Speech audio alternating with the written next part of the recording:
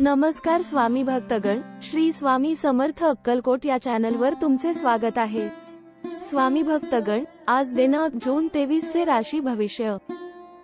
मेष, धार्मिक कामात मदत कराल, गुरुजनांचा आशीर्वाद मिळेल, घरगुती कामानिमित्त प्रवास घडेल, सामुदायिक गोष्टींमध्ये अडकू नका, सहकार्यांशी सलोख्याने वागावे।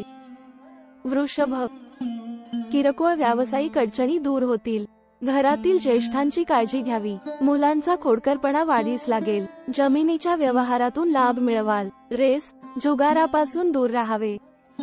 मिथुन, गरज नसलेल्या विचारांना थारा देऊ नका, शांत व तणावरहित राहण्याचा प्रयत्न करा, सल्ला घेऊनच गुंतवणूक करा, बौद्धिक हटवादीपणा दाखवाल, अभ्यासू दृष्टिकोन ठेवाल।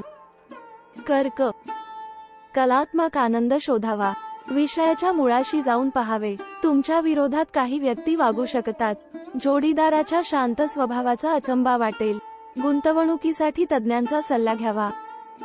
सिंह, लहान मुलांच्यात वावराल, जवळचे मित्र भेटतील, अधिकारी लोकांच्या ओळखी होतील, मनाचा विचार महत्त्वाचा ठरेल, रेस जुगार यांपासून दूर राहावे।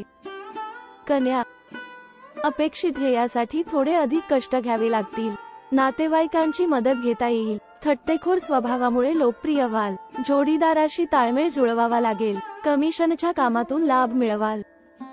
तुळ, प्रवासात चोरांपासून सावध राहावे, भावंडांशी गैरसमजाचे प्रसंग येऊ शकतात, चैनीच्या वस्तूंवर खर्च कराल, कुटुंबातील सदस्यांच्या अपेक्षा वाढतील, जुनी गुंतवणूक फायदेशीर ठरेल।